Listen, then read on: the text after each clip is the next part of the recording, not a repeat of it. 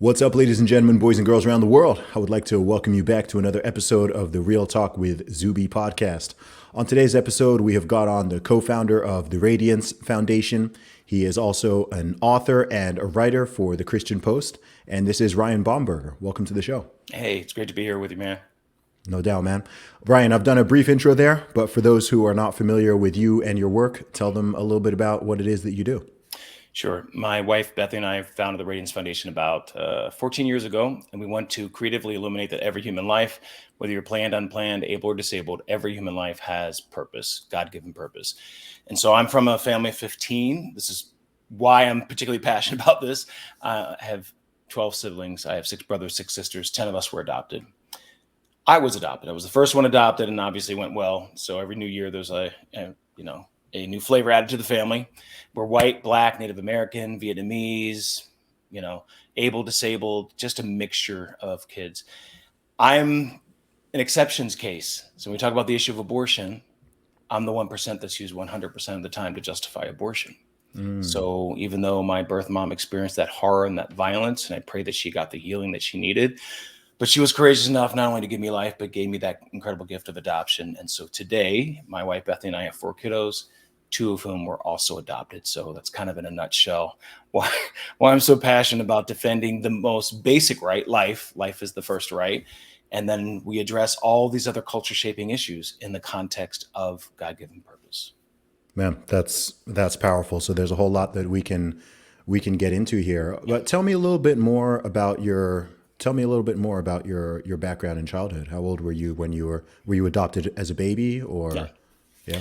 Yeah, I was 6 weeks old when my parents first got to hold me.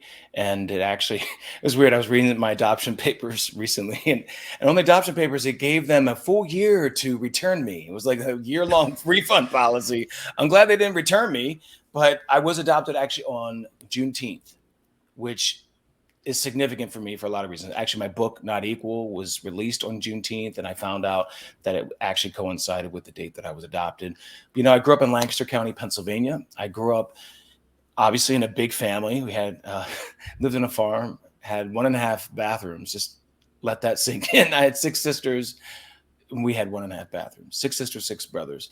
But we grew up loved. We grew up loved by 2 parents who didn't exactly know what they're getting into. And by the way, if you're a parent, you don't necessarily know what you're getting into. That's normal, whether they're biological or adopted. I have 2 biological, 2 adopted, and I'm still trying to figure it all out. But I just thank God for 2 parents who loved us, who didn't listen to the naysayers, who didn't listen to people who were like, "What? How are you going to love somebody who's not the same color?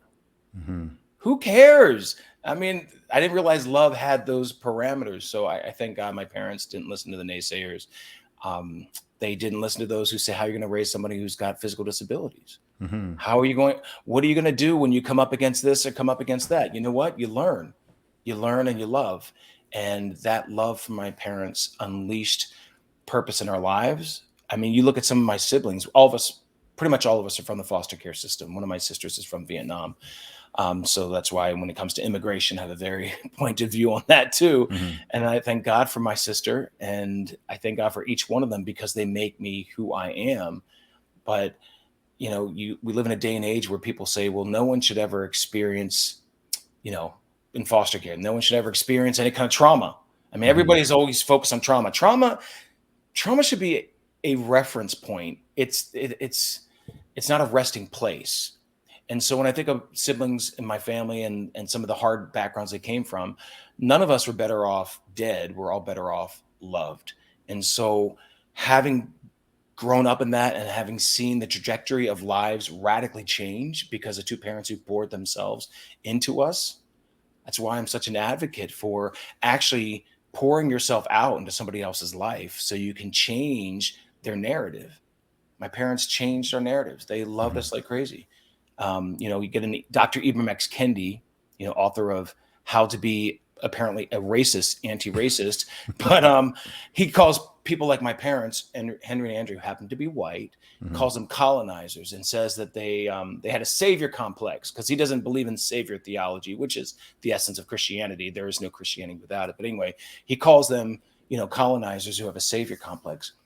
my parents didn't have a savior complex. They had a love reflex, Hmm. something that Dr. Ibram X. Kendi and many other, critical race theory and evangelists have no comprehension of. And so as someone who is white and black, my heart is, let's bring reconciliation. Let's talk about let's talk about the deeper stuff.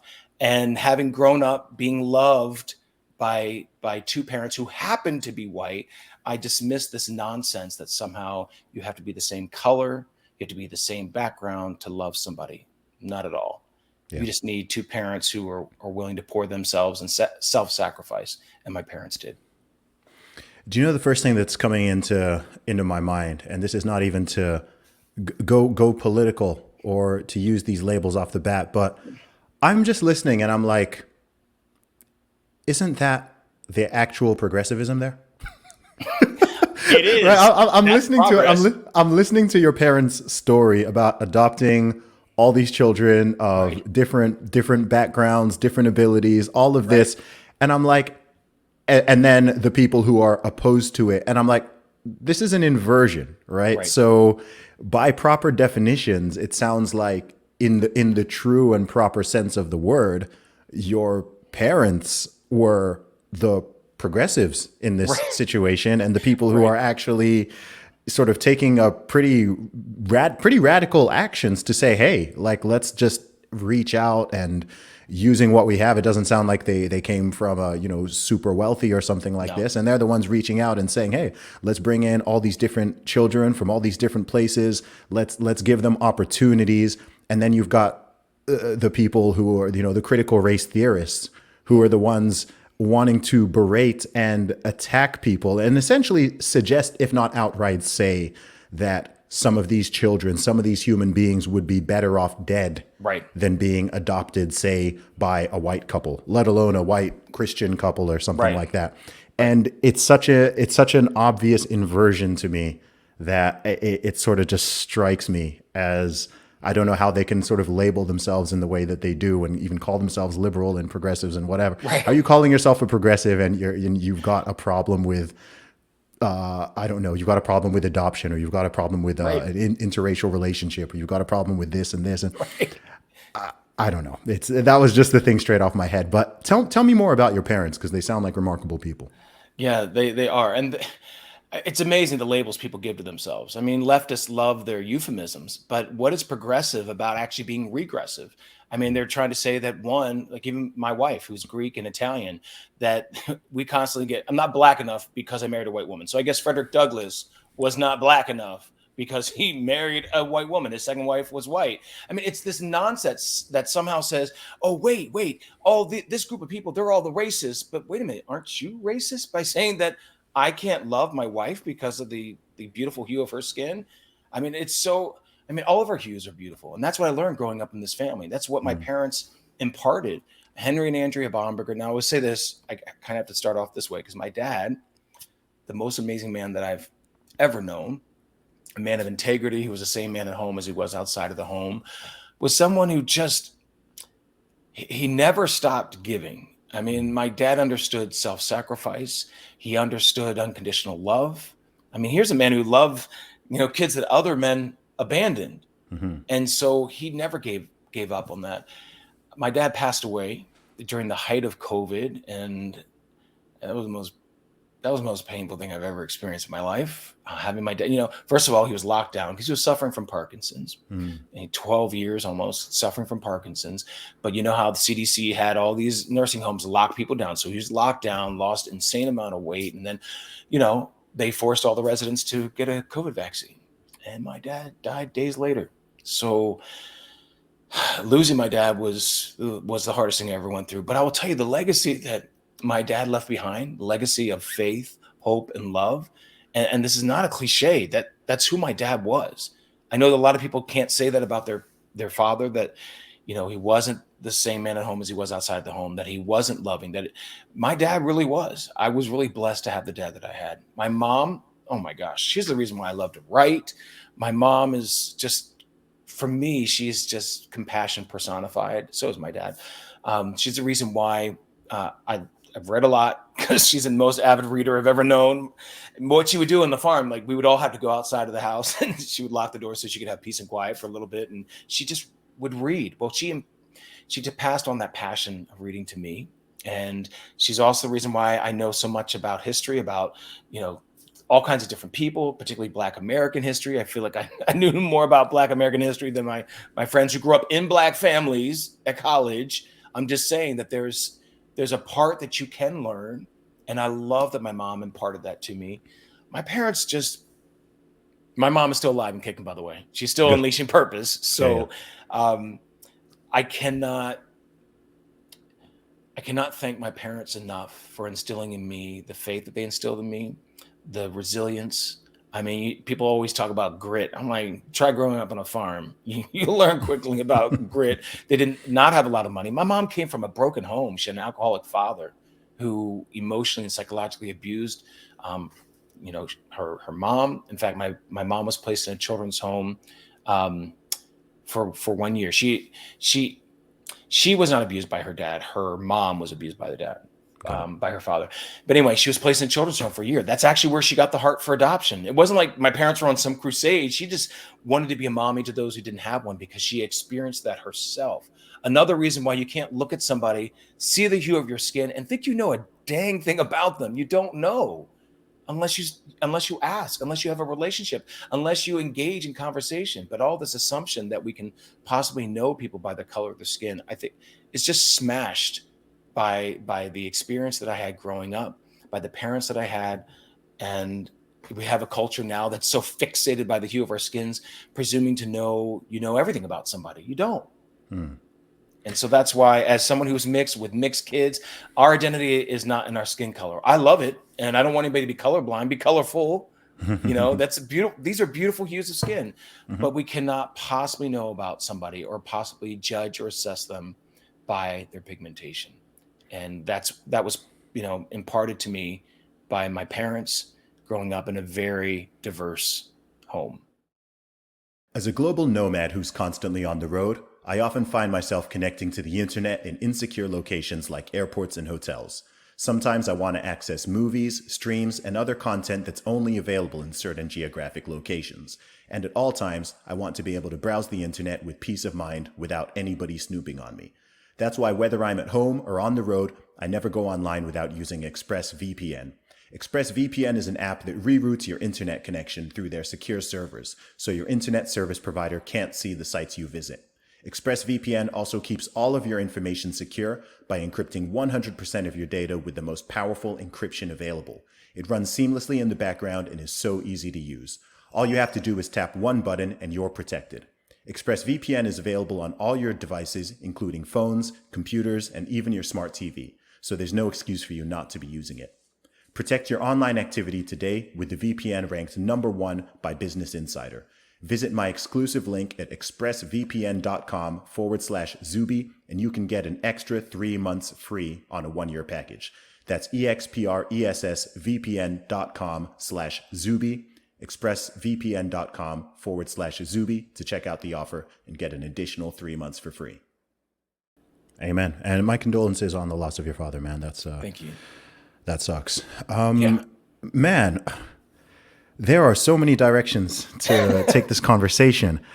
I mean, it's remarkable because, obviously I know we share a lot of similar mindset and worldview, it seems like, with these issues. I mean, I myself grew up in Saudi Arabia in a extraordinarily diverse place from day one, from preschool, just surrounded by people of different nationalities and skin colors and religious backgrounds and this and that. It was like a big expat community in Saudi Arabia. And so through my whole life, the whole concept of like obsessing over people's race, quote unquote, or skin color or whatever, it's always been asinine to me since childhood. It's the same with like my nieces, and I've got 9 nieces and nephews, and it's asinine to all of them. Like they don't even get the concept. You'd have to explain it to them. And it's so strange again, because it seemed like I want to say in the sort of 90s, maybe to early 2010s. And maybe this is my personal experience and it's different for different people. Right. But it did seem like we were kind of done with all this stuff, right? All this nonsense that had existed for centuries. And, you know, we all know the stories of history, whether it's American history or it's British, it's world history, people judging each other based on all these immutable characteristics and all the genuine oppression and racism and brutality and even genocide that came with all of that. And then it seemed like, okay, cool. We're over this, right? Like people generally, or it's over.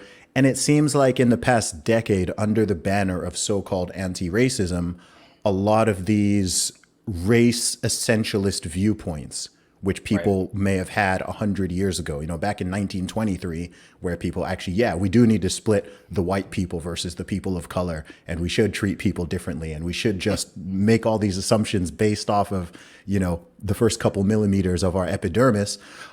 All of that stuff, it's like it's now coming back in this backwards way, and people are calling it progress. I mean, I was just on Piers Morgan very recently, and I was debating a woman who was a Black Lives Matter activist.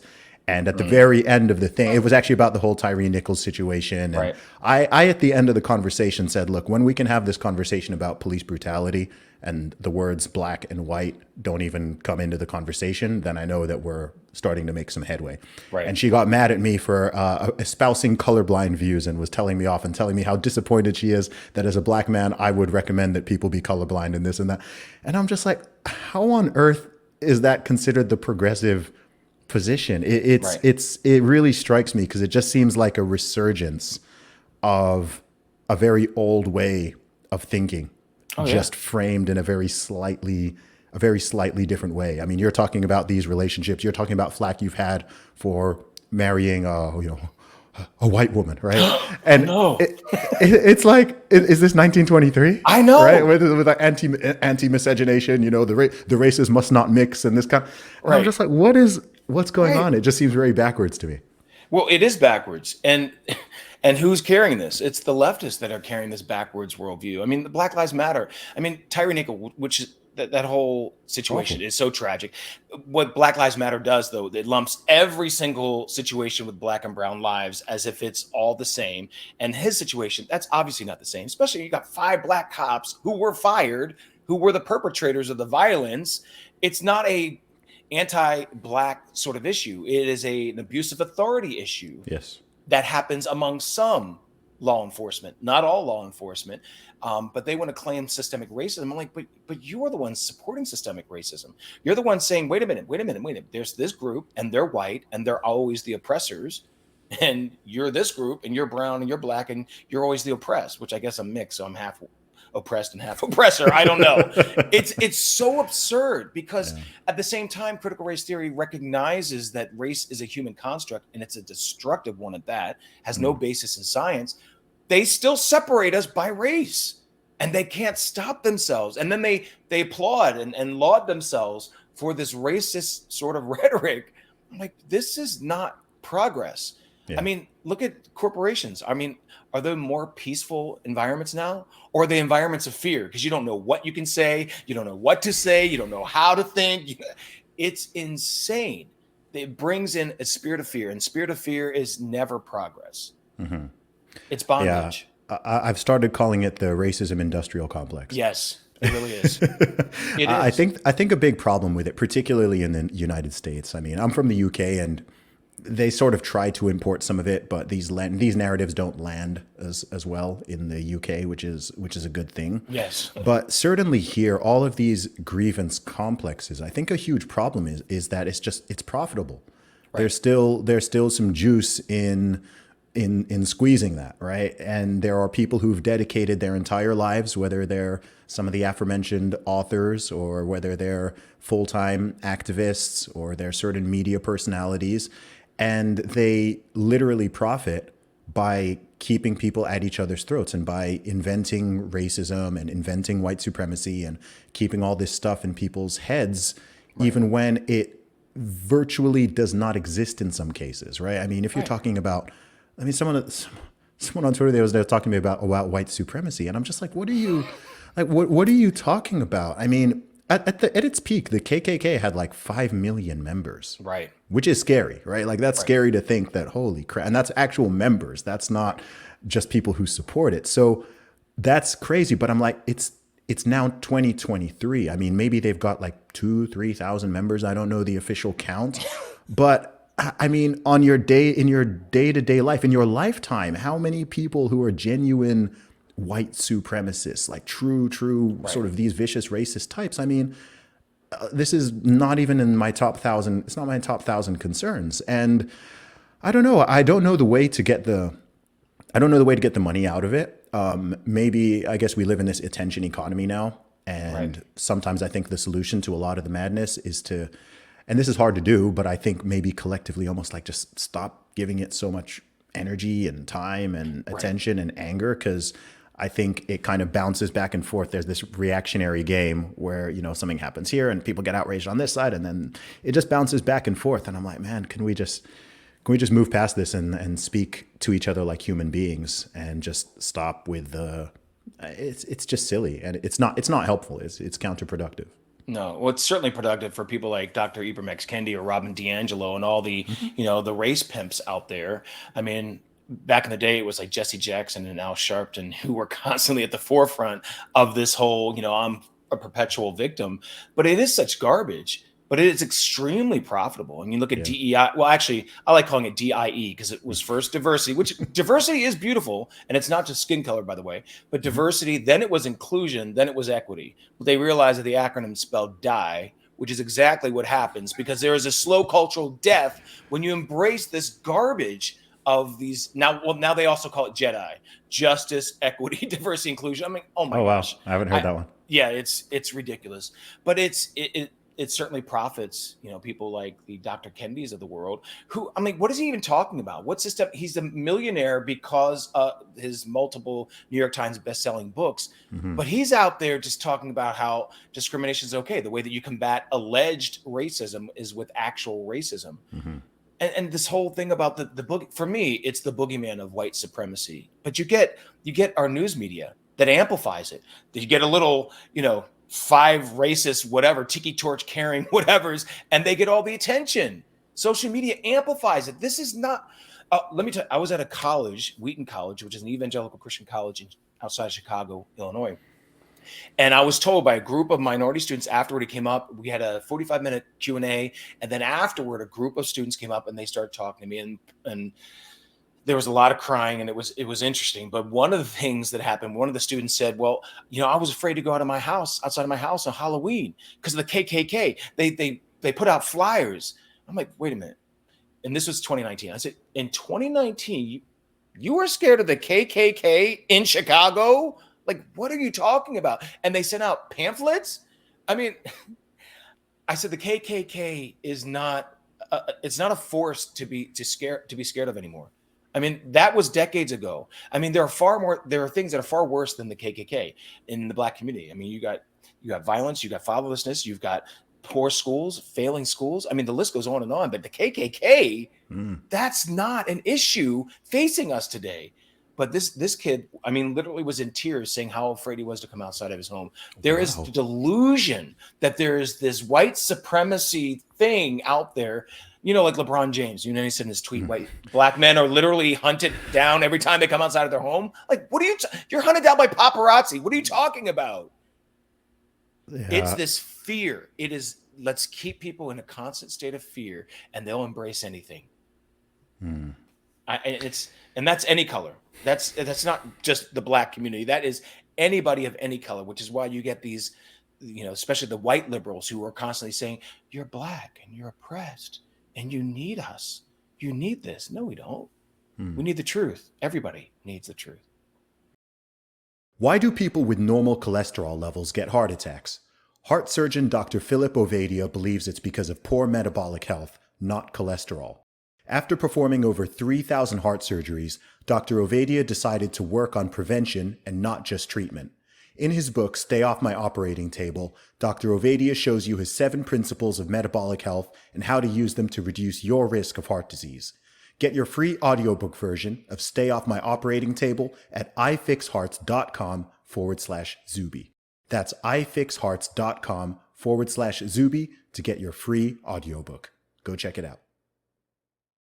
Yeah, absolutely. And it's, oh gosh, it's such a frustrating conversation. Not this one, but the thing is, it's not. The thing that blows my mind about it is it's not. I'm just like, this is really simple. Like, it's not that complicated. Like, I'm not the first person to say, hey, how about we judge people based on their character and their behavior, not rather than by their skin color. And that, again, that used to be considered just like I wouldn't even just say like a liberal position, just like the decent, proper position, right? Like, that was the actual fairness and true equality before people started moving to equity. And it was just like, cool, like, this is working. This makes sense. It's sort of self-evident to get away from all of that and just see people as individuals and treat them as such. And everything you're saying is totally making sense. And it's like, how have we gotten to this stage where that is now considered controversial, or people are even afraid to say something like that because they're worried they might be called racist? Like, saying that you should not judge people based on their skin color or treat them differently based on it is now racism, or even worse, that somehow means that you're supporting a white supremacist system. It's just so goofy. I don't even know how. I mean, I guess the brainwashing in universities is powerful, but like, I just don't know how millions of people have bought into certain things that are so clearly mistruths. It's just like how you've now got people advocating that men can have menstruations and can get pregnant, and women can have penises and testicles and all. I'm like, look, this is not. I'm like, this is not a political issue. No. Logically, biologically, science. But these are the people who are like, science. I'm like, bro, what? If we want to talk science, how are you? There's nothing more clear in the human species, in the male, in animal species, than there's male and there's female, and they're different. Both of them are needed. We're sexually dimorphic species. This is how every single person who exists in this planet was birthed from a female. We all have mothers. That's how it works.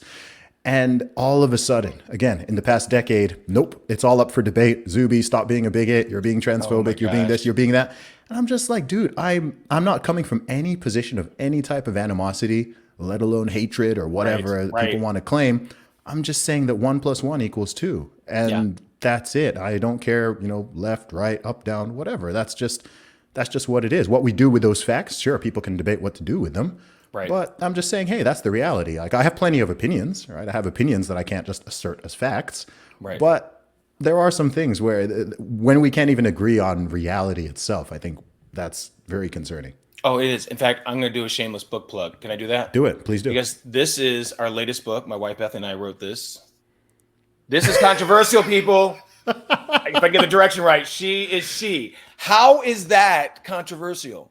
I mean, it's a beautifully illustrated children's book because my wife's, she's a teacher by profession, and we live in Loudoun County, Virginia, where they're teaching boys that they can be girls and girls that they can be boys. It says she is she. She is not he. She is not we. She is she. This, and sheisshe.com, by the way, this is so insane that everything has gotten so surreal that we can't even talk about the basics. So when you talk about issues of race and racism, we can't even agree about the most core identity of who we are, male and female, that we have to lie to children and somehow tell them, okay, there are 96 genders or whatever it's up to right now. I mean, this is such toxicity poured into young minds. I mean, here in Loudoun County, Virginia, and this is a Marxist tactic where you sever parent-child relationship, because it's obviously Marxism wanted to abolish the family, wanted to abolish religion. Well, the way you abolish family is that you make parents suspect. And you tell the students, as they're telling them here in Loudoun County, keep pointing here because there's actually beyond our property, one of the large high schools, Woodgrove, they're teaching children that you should not trust your parents. Trust us. But yet what you're doing is you're leading kids into not just mental confusion, but into bodily mutilation. What? For solvable issues that most kids actually resolve in their minds, but now pumping this out. So this is why I mean, speaking basic truths, you're going to be called a hater. And I got over that a long time ago. When we started the Radiance Foundation, oh my gosh, I thought people are going to love me because they're going to love my story. They're going to love the story of adoption, and they're just going to love us. No, that didn't. I mean, a lot of people do love us, but mainstream media, no, they hated us. The academic elites, they hated us. At Harvard, when I'm debating a professor who constantly told me how I didn't deserve to be born, that I should have been aborted. I mean, this is by those who just deny some basic truths, like the most fundamental right is life. Without life, nothing else matters. When you talk about content of character, now you got this whole BLM movement where content of character doesn't matter at all. Color is supreme. And so that's why you get the kind of leaders that we get, because character, integrity, none of that stuff matters. Truth, that doesn't matter. It's all relative, I guess. How much do you think that the decline of religion, Christianity specifically in the West and in the USA, is playing a role in all this? Because what seems to be happening to me, to some degree, pretty self-evidently, is that a lot of people are replacing traditional religion with what I would call secular religions, or even cults in some places. I hesitate to even use that term because to me, religion has a positive connotation, but they've certainly taken certain religious blueprints and gutted them of a lot of the important parts. And they've sort of laid out this framework and even have, their own sort of scriptures and texts and dogma, which they're putting out to people, including children now. And anyone who goes against it is a heretic, right? It's blasphemy to say some of these things and so on. So do you think that that's part of what's at play? Do you think it's a lot of, godless people who are just grasping onto this new social justice, woke, ideology, critical theories? That seems to be what's happening. What do you think about that idea? Right. Well, these ideologies are supplanting traditional religion, certainly Christianity. I mean, you got critical race theory that sees Christianity as a form of oppression. So that's why it's very anti-Christianity. That's why, Dr. Kendi talks about he doesn't support savior theology. He rejects that whole notion. The rejection of Christianity is what's leading us to this bizarre humanist sort of ideology where everybody gets to create their own truth. I mean, look at it. It's no stronger in our world today than in the, hashtag love is love. You cannot come against the religion of LGBTQ XYZ. Look at it. We saw it in the Grammys where, literally just worshiping Satan. This is what's happened when that void is created. You have to worship somebody. And that's what's happening. And scripture talks about you serve one or two masters. So you can't serve God and the world. And so the world is like, well, for as long as we've existed, we have worshipped ourselves. And that's never really worked out well. And we see where that progression is leading now to where you can't even say, wait a minute. Should a 3 or 4 or 5-year-old get to decide what gender they are? I have 4 kids. I don't trust them with their food choices. I'm certainly not going to trust them with, oh, you know what? I don't need this healthy body part. This is insane. Only with the whole LGBT movement that somehow you're transphobic, homophobic, which is absurd. I'm not afraid of anybody who is a homosexual or who thinks that they're transsexual. I'm not transgender. I don't have any fear of it. I actually have a heart for people who are confused and whatever that confusion may be. But it's the only religion where even doctors are bowing down to this, that somehow you have to accept the diagnosis of a minor, of a child coming in saying, I have this. What other area can that exist? Can someone come in, a 12-year-old say, you know what, I've diagnosed myself, I have skin cancer and I need you to treat me immediately for that. That would never fly. But because it is this religion that has a dogma that you cannot defy, at least according to mainstream media and corporate America and our public schools. And what do we see? We're seeing the aftermath. Look at all the detransitioners who embrace the religion and they're devastated. Well, thankfully they're on the way back to wholeness, but you can never, some of that, like Abigail Schreier says, is irreversible damage. Yeah. Oh, Yeah. Did you see the situation with speaking of being forced to worship the religion? Did you see the thing with the NHL player? Was it Philadelphia Flyers player? Was it? yes. And he wouldn't bow. I mean, he's one of the rare ones. Just like even in the NBA, I think there was one player who wouldn't, bow down to all things BLM. Mm-hmm.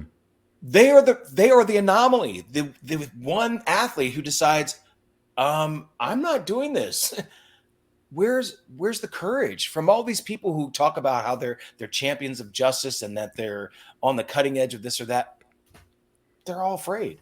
Yeah, it's just remarkable seeing the progression, the rapid progression from tolerance to acceptance to celebration to essentially forced conversion and forced compliance. Oh I mean, yes, they wanted there were pundits who wanted. By the way, for those who are listening, there was this NHL hockey player, and they had a Pride night before one of the games. They had like a Pride celebration thing where they were wearing NHL the hockey jerseys with the rainbow Pride flag on them, and they had the rainbow tape on their hockey sticks. And one player, I want to say his last name was Ivan Povarov, something like that. I might be saying his name wrong. And he's Russian background, Russian Orthodox Christian, and he just said, I don't want to do that. I'm not participating. right, And some people wanted him benched. Some people were saying that his team should be fined $1 million for this, that he's being hateful, that he's going against gay rights, that he's this, he's this, he's this. He literally just said that I do not want to participate in this. I mean, the guy, his job is a hockey player. right, I mean, let's think about this the other way around, right? I mean, if there was a team that say wanted to celebrate, I don't know, maybe they wanted to celebrate Easter or Christmas. Maybe a percentage of the team are Christian or right, whatever, and they say, hey, we want everyone to wear a crucifix, and we want to put right, rosary beads around our hockey sticks and skate around for an hour. And there's a player who, for any reason, religious or not, is just like, you know what, I don't want to do that. And then people come down and want to attack that right. person. It's remarkable how these people will cry out and scream for liberty and freedom in certain ways, but are unwilling to be tolerant or respectful of anyone else's Right. beliefs. I mean, why should that thing really blew my mind, because I was like, this is the height of intolerance. It's similar to the situation where you've got these is it Jack Phillips the baker, and they keep going back to these, you're just trying to constantly just antagonize this man, trying to force him to bake a cake with a gay message or a transgender cake or whatever, just literally persecuting the guy, right? Not even, it's so obvious. And it's so interesting how the people who, in the past maybe genuinely used to be some type of victim of society, or perceived victims, and now they've just become bullies. They've just become the bullies. They've become the people who are intolerant. They've become the people who are unwilling to accept anyone deviating from their worldview. And it's not enough to tolerate. It's not even enough to accept. It's like, yo, if you're not down at the pride flag, if you're not down at the pride march, marching alongside us and chanting and waving the rainbow flag, then you're a bigot. You're the enemy. You're all this. And it's like, I don't know. It's remarkable. It's such an overcorrection. It is. And to me, this is fascism. I mean, you don't accept it, you don't abide by it, you don't conform to it, then you're punished. You're fined, you're fired, you're imprisoned. I mean, I actually led the rally at the Supreme Court on behalf of the Radiance Foundation for Jack Phillips. Mm-hmm. I mean, this is the third time this man is now going through this. I mean, for them to say, and I'm a creative professional. I used to work in the ad agency world. I love creating content that's fearless, factual, and freeing. And the thought that someone can force me to actually create a message that I don't agree with is insane to me. But that's exactly what the LGBT movement is demanding, that you have to create this. If you're a photographer, if you're a florist, if you're an artist, you have to create these things. It's so insane. And this is the fascism that they're claiming that the other side is all about. But yet, if you don't bow, you will lose your job. That's why it's scary here in the United States with the Equality Act. Now that Republicans are in charge of the House, we don't necessarily have to worry about that. Or then again, maybe we will. I don't know. But the Equality Act will actually force this. I mean, punishing you because you use the wrong pronoun. I mean, It's crazy. how in the world? I mean, forced compelled speech. The Civil Rights Act of 64 didn't compel white people, for instance, to use certain language toward black people. And I wouldn't even have advocated for that because I believe in our First Amendment. I believe in free speech. I believe in the fact that the free speech can actually be abrasive speech. You may actually hate what I'm saying, but I have the right to say it, and you have the right to say it. But they don't want any of that. They want nothing to do with the First Amendment. And that's what's so scary. And so many people just, believing this and falling for this. Like, oh, well, it's not inclusive. Inclusive, that's a root. And then that whole thing is just a charade. I mean, because they're sometimes the most, as you mentioned, the bullying. Sometimes, and I'm not even just talking about people who are, because there are plenty of people who actually are gay who are like, this is nonsense. This is crazy. Absolutely. It's the activists. It's now, especially corporate America, it's the news media that is pushing all of this on everyone else and saying, you've got to abide by. And let me just kind of put it out this way. This is interesting to me because I see this everywhere I go. We're just in Florida, Sarasota, Florida, and you see this in a lot of places, Atlanta and major cities, these, rainbow, co-opted rainbow crosswalks everywhere. Yeah. You see, everything has been rainbowized. The most brilliant marketing on the planet, as someone who's a student of marketing and someone that made a living through that. Brilliant. But think of it this way. Only countries who've been conquered fly the flag of those who've conquered it. And here we've got LGBT flags, LGBT colors everywhere. June, every corporation, it seems, many corporations change their colors. It's like we've been conquered, and here is the conquering force. It's everywhere.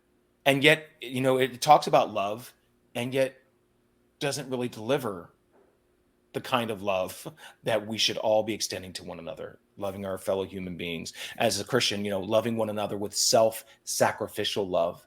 That's not the kind of love they're talking about, of course. No. And it truly is remarkable. Number one, because it's interesting how such a tiny percentage of the population. And when I say tiny percentage, I'm not even just talking about people who are homosexual, because to me, I think there's a big gap between gay people, like say the typical or average gay person, man or woman, who's just, that's the way that they're wired or the way that they swing, whatever it is. And the LGBTQIA plus, whatever it is now, the movement. There's a big difference between the movement and the activists and the ideology and all of the hype and intolerance and madness that comes with that. Right. And then there's actually a huge number. I think almost every gay person I actually know is not a fan of all this stuff. Right. They're just like, yo, I just want to be like left alone and not be attacked or discriminated against or whatever. Like that's all. They're like, cool, just treat me normally. Hey, I'm a normal person. Just treat me like a normal human being. That's it. I don't want any special privileges. I don't need to fly I don't need to fly this flag everywhere. I don't need to, try to force this on anyone or bully anyone with this or this. That's I don't know the numbers, but I would imagine that is probably a majority of those people. And then there's just the activists and the people who cling to it who are not even part of it. Like a lot of this is just being pushed by straight people who are jumping on a certain bandwagon. And it's very odd. It's such a, this is why I come back to that sort of God-shaped hole, like this substitution hypothesis of what has happened, because I don't think here's an interesting idea. And I've been thinking about this for a while, with all these thousands and millions of interactions I have.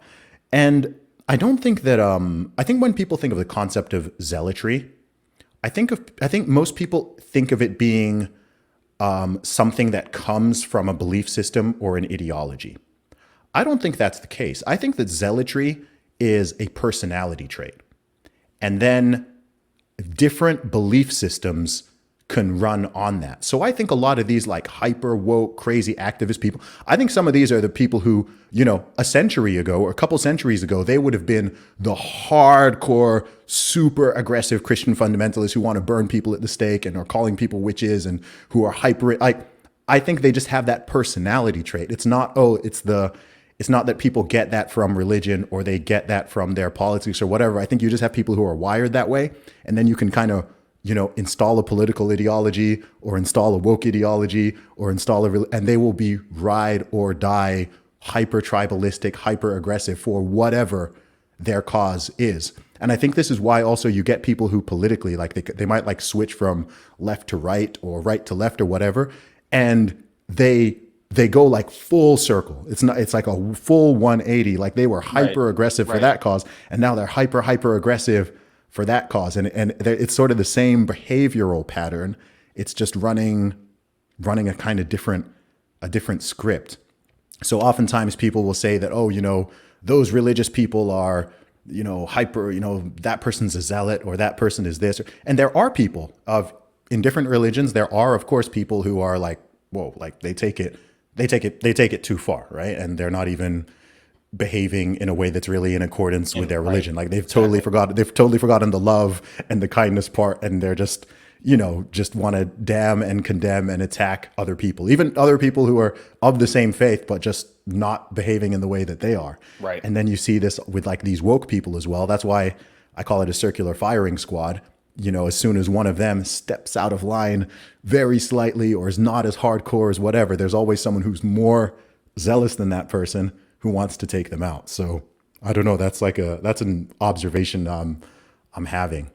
Well, yeah, and I see that too. And part of that comes from, if you study the psychosocial mental health outcomes of, for instance, kids who all of a sudden identify as gay or identify as transgender or whatever in that never-ending acronym, that there are emotional and mental health issues oftentimes. So there could be something about the personality trait, yes, toward that. But I also believe, all of life is a spiritual thing, that there's a spiritual dimension to everything. And so what ends up happening is when there is a particular void, that something has to fill that void.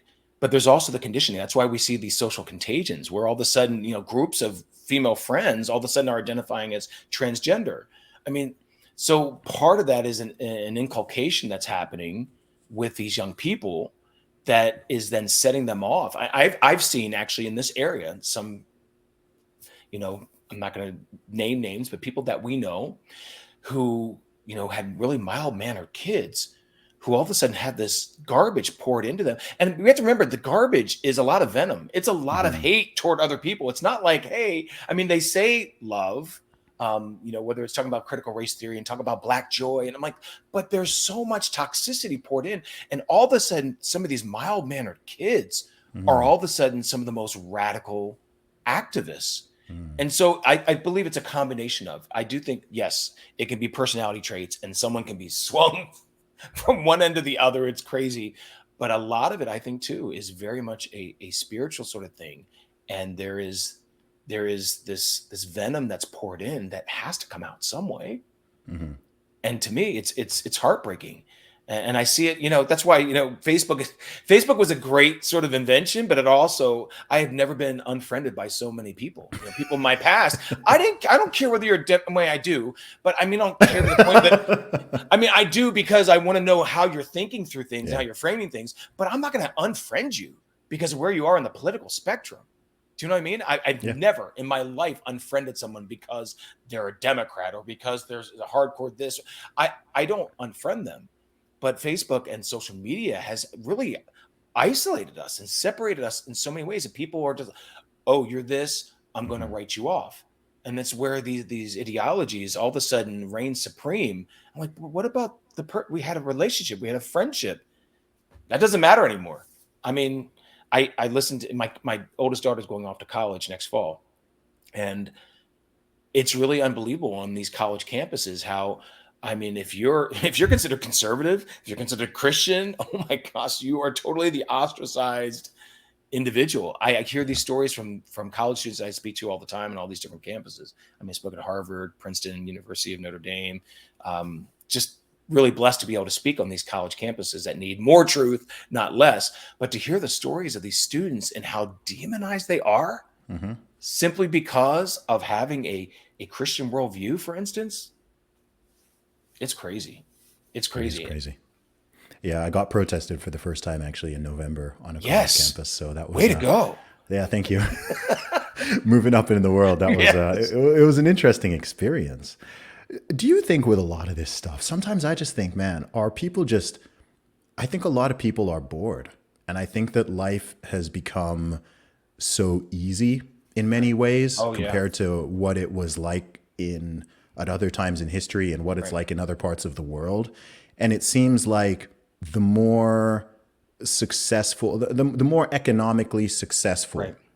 and the more genuinely fair a country becomes after some, that in itself creates these new problems where you have all these sort of rebels without a cause or activists without a Exactly. cause. Yep. And also, we all know that struggle is an important part of the human experience and the human condition. And if you don't have a genuine struggle or a genuine burden or responsibility to take care of, you're going to invent one. Oh yeah. And I'm seeing a lot of people who are just Oh my gosh. inventing full on just manufacturing problems and situations Right. to get mad at. And I don't know. I just think we've had it so good for so long, and in a strange way, that's the source of a lot of the problems. Oh my gosh. Okay, first of all, I have four kids who are ages 12, 14, 15, and 18. It is unbelievable to me as I don't always check in on their threads, but sometimes their iMessage threads come into my devices because I, for whatever reason, can't figure out how to stop them from coming in. But it's actually good as a parent because Yeah. parents need to understand what's going on. That's why my kids do not have social media, except for my 18-year-old finally got access to it because they would often ask me, well, why don't we get to have, why can't we have Snap? Why can't we have TikTok? I'm like, all these other kids do. I said, well, their parents let them. Like, well, I love you. So that's why you're not getting these right now because you're not emotionally ready. But it's unbelievable. I look at some of these iMessage threads and it's like they're always trying to figure out which disorder they have. Mm. I'm like, you have nothing but I mean, really, all talking about all of these disorders they have. It's so insane that it is this aspiration to be a victim. Hmm. And I just keynoted at a pregnancy center, community pregnancy clinics in Sarasota, Florida, and I was talking to a realtor, and she was saying it's gotten so crazy in her line of work that everyone's a victim, that they have to change, a lot of their vernacular, which is, she said, it's so crazy. I said, I know you can't say master bedroom anymore. She goes, oh, that's not the only thing. Of course, now they have to call it an owner's bedroom, but weren't slave masters also owners? So they call it an owner's bedroom. They cannot say the house is within walking distance to anything because some people can't walk. I'm not kidding. They Wow. can't say the kitchen has white cabinets. They have to say light colored cabinets.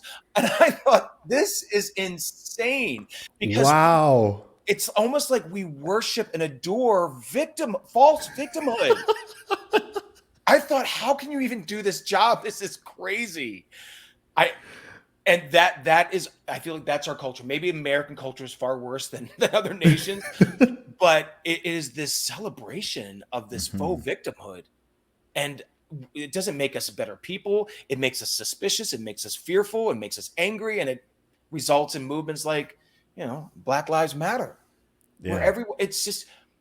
it's so heartbreaking. I mean, we have opportunities to serve others, to love others. And I feel like social media consumes the time, so much of the precious time of, these Gen Zers, especially. You could be out there actually serving somebody and actually serving somebody who's actually a victim. You know what I mean? Instead of inventing different ways to be a victim. Mhm. Wow. It's incredibly narcissistic. Oh my All of it word. is narcissistic, from people 100%. wanting to have their own genders and their own pronouns Right. to wanting to self-diagnose, and everyone's got their own sort of little issue and victim Right. narrative. It's incredibly weak. And yeah, I don't know. I think I've tweeted before once, and it went viral. I said something like, we've gone from survival of the fittest to tyranny of the weakest." Oh my gosh. That is brilliant. That's Where it's just like, the more offended you can be, the more yes. outraged, the more sensitive, whatever, you Oh my get this sort of God. this social clout from it. Right. But I think one reason I think it's going to self-correct is that whilst you may get likes and retweets on social media, you might get social clout within these certain weird spheres.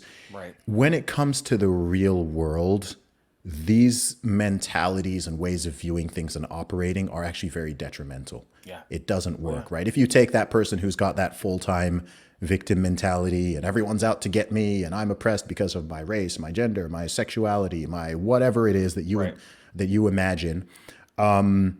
If you have that mentality and then someone else does not, and someone else has a victor mentality and knows, hey, like, we're living in the most affluent time ever. There's never been more opportunity. I can take advantage of this, and no one's out to get me. And actually people are generally good and they're going to help me if they see me helping myself. And I don't care about your race, your gender, whatever. I'll be friends with you. I'll do business with you. I'll make that latter mindset is going to, it already is crushing the former one. And it will continue to, right? You've got 4 children. If you've got 4 kids who go out, they become adults and they're out there in the world knowing that they've just got this mindset of, hey, I can win and I'm going to win and the world is going to generally be good to me and people are going to help me and I'm going to make friends all across the board. And compare that to their peers who are being raised on all this victim stuff. Yeah. And I don't, that's part of what makes me kind of optimistic, because I don't think that, sometimes you kind of have to let things play out, unfortunately. I would prefer that people don't even go down that road and we don't brainwash millions of young people to have some of these attitudes and mentalities. But I think, you're going to see all this play out in, 20 years from now, when all these 10, 20 years, when all these individuals grow up and they're in their 20s or their 30s. And I think you're going to see a huge split and a huge gap, actually, in terms of not just performance financially and in the job market and business and all that, but also happiness and well-being, and actually how content people are with their lives and ability to pair bond and ability to actually just function as proper adults without being on 500 medications and being confused and being angry all the time. People already talk about the haves and the have-nots. I think that gap is, one of my predictions is that gap on all these levels is actually going to quite significantly increase. And I don't know if that's a good or a bad thing, but I think that's going to happen. There's going to be so many just broken people, just dysfunctional people out there. There already are. We're already starting to see them. And then there's going to be people who are just crushing it, taking advantage of the opportunities, using the technologies, not for destruction, but for construction, helping people, being able to have audiences maybe of, I don't know, even if I look at what I've done, I've got an audience on social media of almost 2 million people now across the world. That's not shabby. Yeah, but it's remarkable, because with that same tool, there's other people just using that exact same tool that I have and using it purely for destruction, self-destruction, attacking other people, just fighting all day long, believing nonsense, wasting time, wasting energy, wasting money. Meanwhile, I'm like, hey, I'm going to take this tool. I'm going to take this mass communication tool that I'm going to build, and I'm going to help people, and I'm going to make products. I'm going to create art, and I'm going to do this, and I'm going to connect with people like yourself, and I'm going to start a podcast, and I'm going to do videos, all of that. And it's like, it's the same technology. It's just you're choosing what you do with it. The technology itself is not quote unquote toxic. There's toxic stuff on there, and I agree with you that you should probably be of a certain age and maturity level before you start using it. But you can do so much good with it. If you look at the work you're doing, how did we even connect? How are we even having this conversation? How are we going to broadcast this conversation to thousands of people around the globe? It's that same technology that we could use for something destructive. Right. And think of that technology. It actually came from, shall I say it, capitalism. The evil of capitalism. That's why we talk about people crushing it. I'm like, yeah, because meritocracy matters. You don't become, Fortune 500 company because, everyone else is on the same level. No, it's because you compete. That's the beauty of actually taking the skills and abilities that you've been given, and you fine tune them, you feed them, you fashion them, and you go for it. But that's why equity to me is so disastrous. I'm like, wait, we don't have equal outcomes, nor do we want to have equal outcomes. We certainly want to have equal opportunity, but that's why, I'm full on capitalism. Even BLM, they obviously believe in capitalism. Oh, with yeah. the $160 million they brought in 2 years. I'm like, I didn't see them rejecting all the corporate massive donations they received, but there's merit to that because we are created to actually use what God's given us in all kinds of different ways. And it's amazing when you look at a culture that just says, well, no, everyone should be equal. Well, guess what? We don't try equally.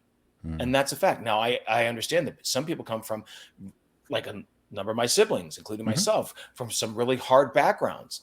And they may have started off on a different foot.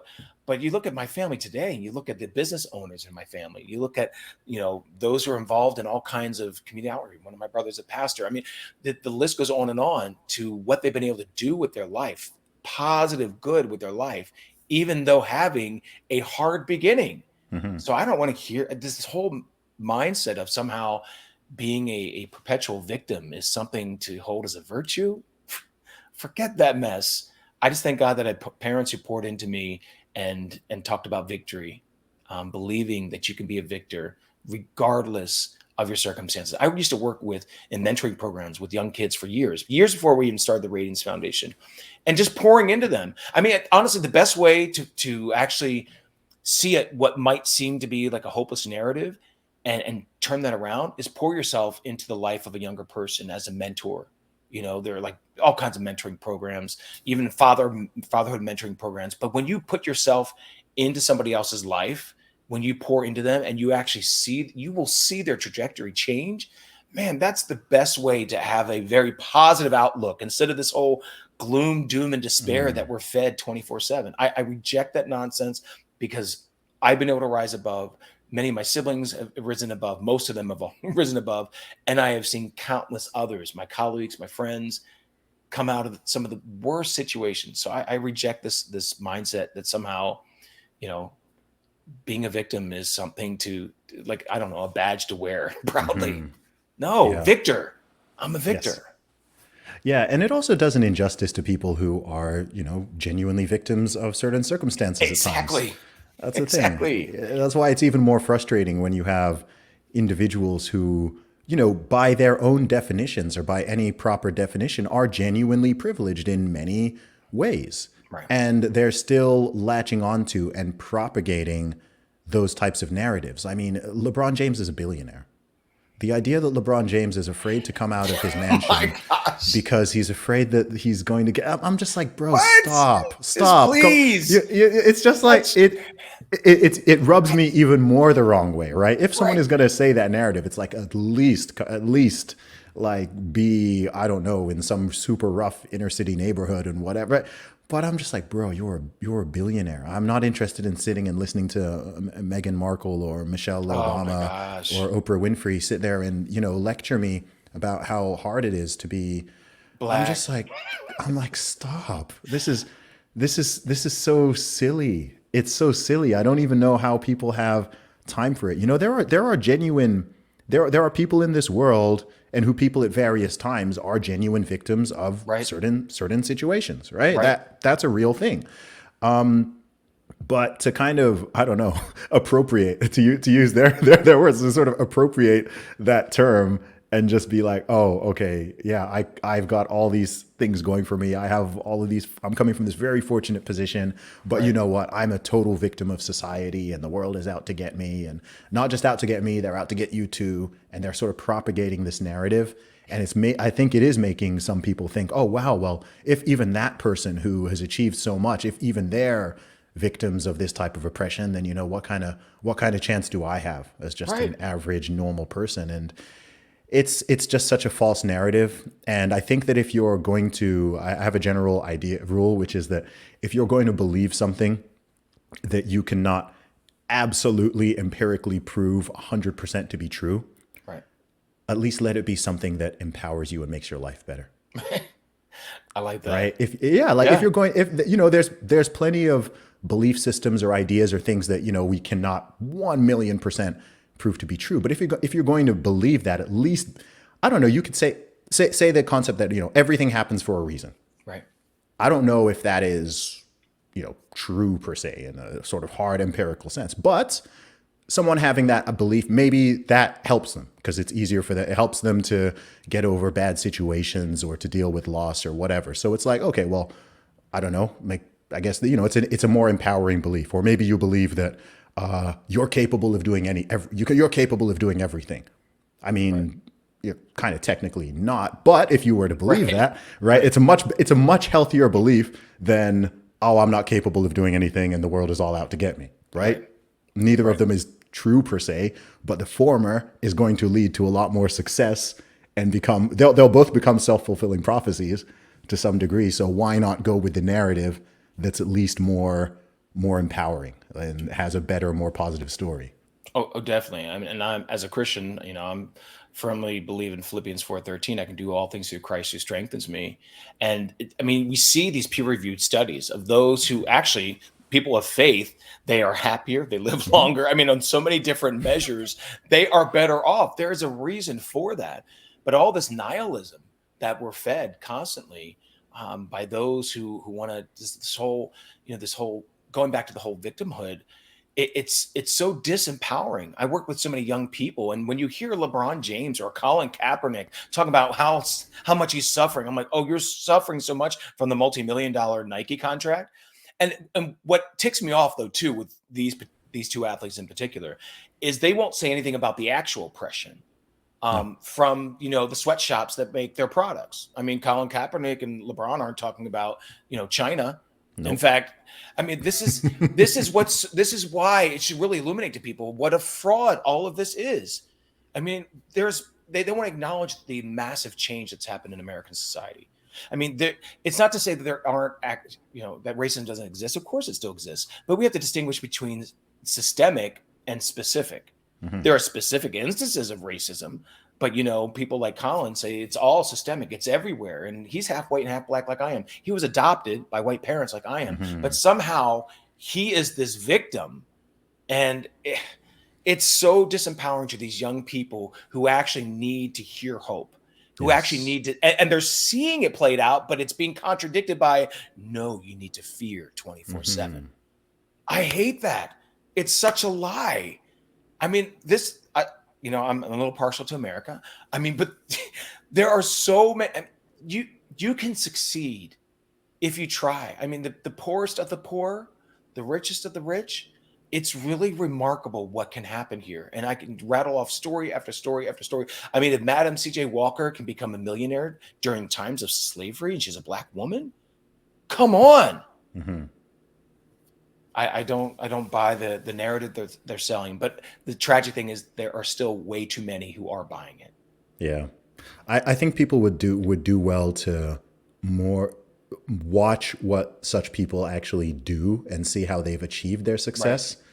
Rather than really sort of listen to them per se. And right. I feel the same. I'm a rapper, and I often feel the same with hip hop music, right? With a lot of rappers, and I think I get asked a lot. Do you think rappers are good role models, or do you think that they're positive role models, and this and this? And I think that if you listen to what a lot of rap, especially gangster rappers or whatever, the sort of surface level messaging is largely negative and destructive and, sometimes violent and this, right? But the meta narrative of their stories, like if you actually look into their backgrounds and see how they achieved their success and look at the entrepreneurial moves that they're making and see how they've really come from nothing to something. I mean, I'm like, that part is a fantastic thing to model. Right, you got some of these guys who literally they were gangbangers or they were dealing drugs, right. Or they just came from these really rough neighborhoods, and now they're multimillionaires and they got clothing lines and they're running companies and they're doing real estate and all this. I'm like, man, right. Like the lyrics, let the lyrics kind of wash over you, but actually like watch what they're doing, right?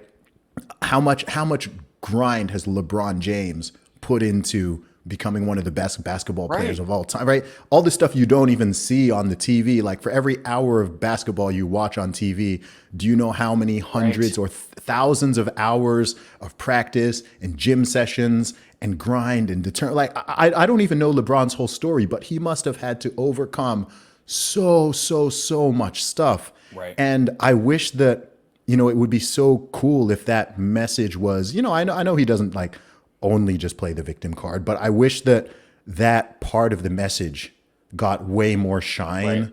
than, the victim peddling stuff, because with many of these situations that, there's different angles you could look at it from. Right. Right. So you can look at it from the sort of negative perspective and just see all of that, or you could actually take the same story and flip it into something very positive, right? Your own story.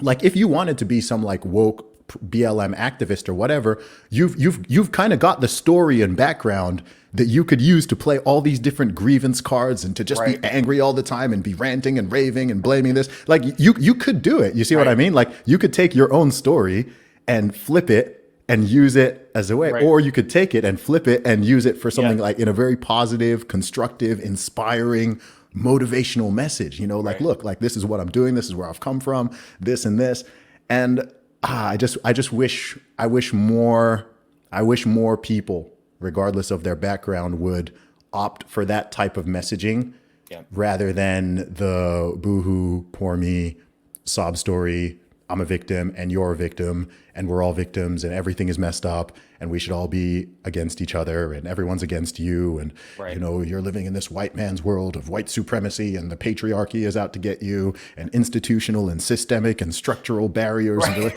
And I'm just like, man, stop. Oh. And look at the patriarchy part. I mean, now you've got LGBT patriarchy. You've got guys literally taking over women's sports. I mean, that's actual patriarchy.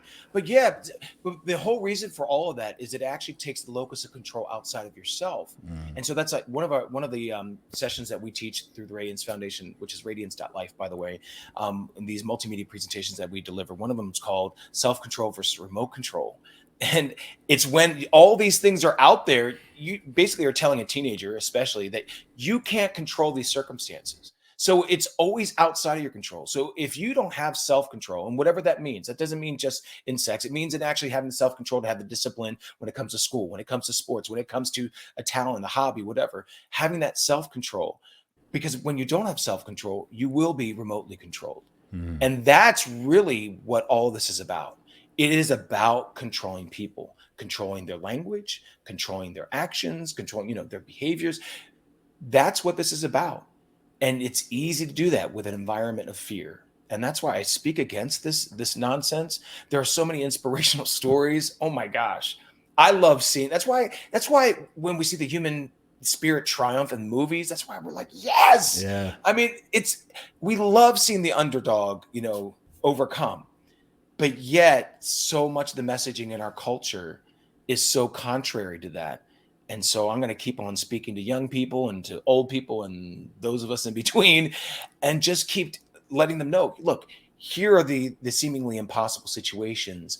And here's where they were able to get to because of their hard work, because of their faith, because of their love. And that's just who I am. I could have gone that other route, by the way. I was close to that. Like in college, I started adopting this anger and this bitterness from experiences that weren't mine. And I could have easily have gone that route. Yeah. But I thank God that I had parents who kept me on track, and good friends who kept me on track, because now all that can be focused toward, elevating people. And that's really that's my heart. That's my desire. I love that, Ryan. And I love your testimony. I love the work that you're doing. And where can people find and follow you online? Well, not so much on social media. I've been suppressed so much, but go to radiance.life. That's the best way to see our content, our videos, our graphics, our infographics, our weekly op-eds. We just love creating tools to help you engage in these conversations. We can't be quiet. We can't be silent about these things. So radiance.life is the best way to get to us. Awesome. Ryan, thanks so much for coming on the show, man. It's been a real pleasure talking to you, and I've loved this conversation. Yeah, thanks so much, Zuby. Appreciate it.